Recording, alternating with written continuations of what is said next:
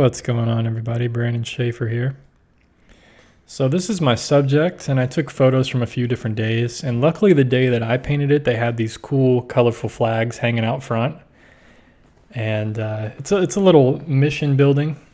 So there's my subject that I'm going to be painting today, and I'm going to give away a little secret here. So something that I do sometimes with architecture, I take a photo with my phone, and then I use an app on my phone to simplify it. I put a filter on it, and you can see it really just simplifies the shapes, the values, and it just gives me kind of areas of color.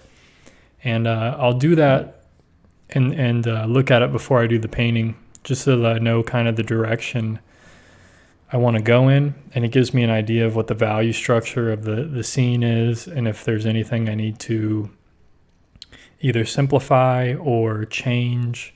That's a good way to see it. So yeah, there's a few different apps you can use. I mean, you can blur it if you want to do that. You can pixelate it.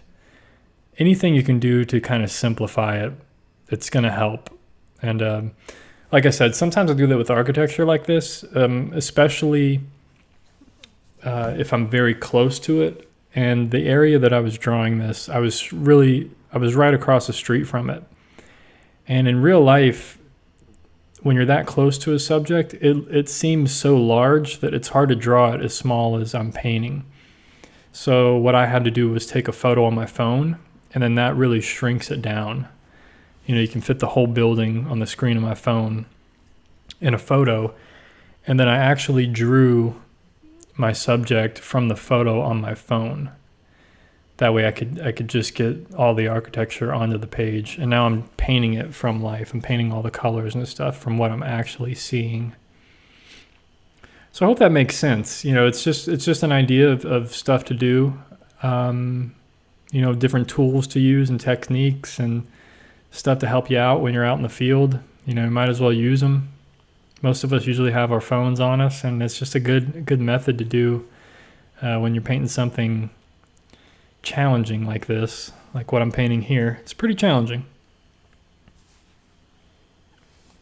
But yeah, this was definitely a cool little building in town. This is some kind of Buddhist mission building, historical building in town. So I was like, okay, I want to paint this. I love the color of it. The architecture of it is very unique compared to all the other buildings around. So I was like, I'm going to go for it. So yeah, I had a lot of fun with this one, and I was happy with the way it came out. But it was pretty challenging. So you can see here I'm slowly building up all the different colors of green in the beginning, kind of trying to relate them to one another.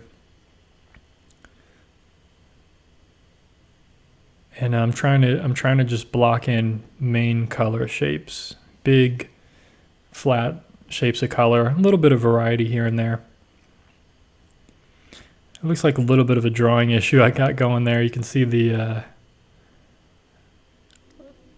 tower, the little tower thing on the building to the right doesn't match the top of the left one. But no big deal. It is what it is.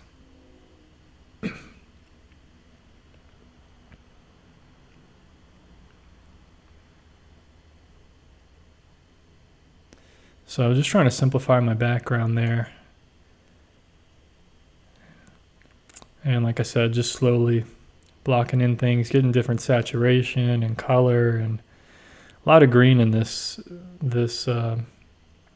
painting, this scene. So, okay, so for me, these little lines I'm about to do here on these steps, this was what really made the painting for me.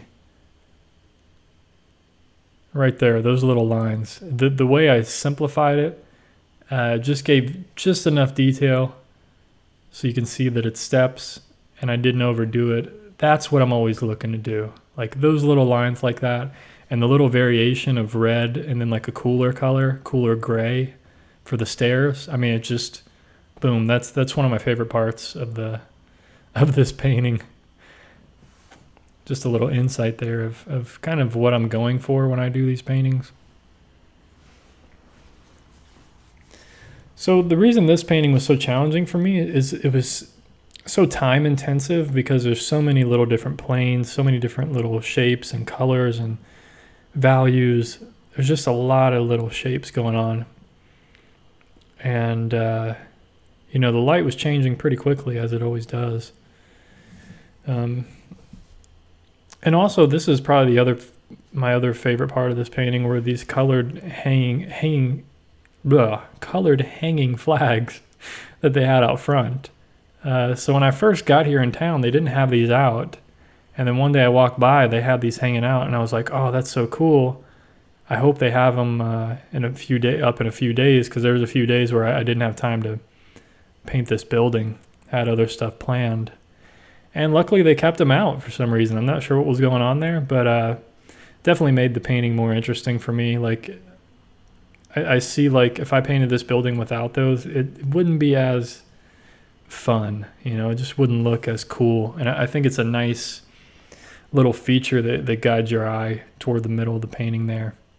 Just gives you something to focus on, those different little shapes of color. So I thought it was really cool.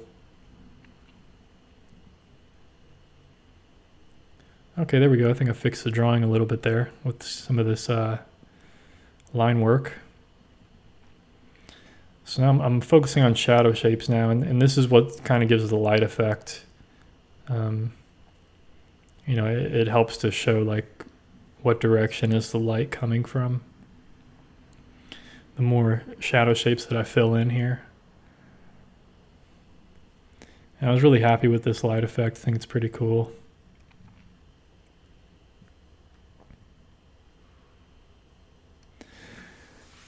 So this trip was pretty cool for me, obviously. You know, I was in Hawaii for close to almost just about 3 weeks. And, you know, I really got a chance to relax and paint almost every day, a few times a day.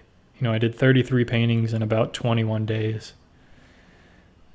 And, you know, doing architecture like this, I really got a lot of practice painting a few different buildings and stuff. So it was definitely a lot of fun. That's for sure. And I felt like I was starting to figure watercolor out a bit.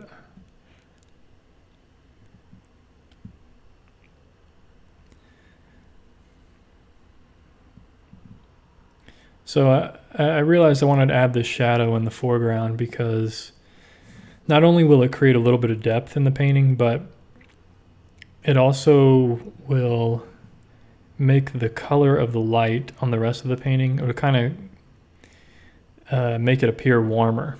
So if I'm adding these cooler shadows in the foreground, it kind of just gives the illusion of warmer light on the rest of the painting. So that's what I was going for with this large shadow in the foreground.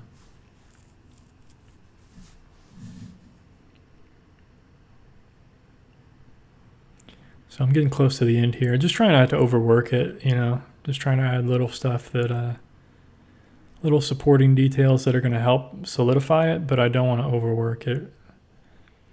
Because my main subject is this building and those little colored flags. So anyway, folks, hope you enjoyed this cool episode and this painting. One of my favorites from Hawaii. So thank you for watching, and I'll see you on the next episode. Here's a look at the final painting. So take care of yourself. Peace.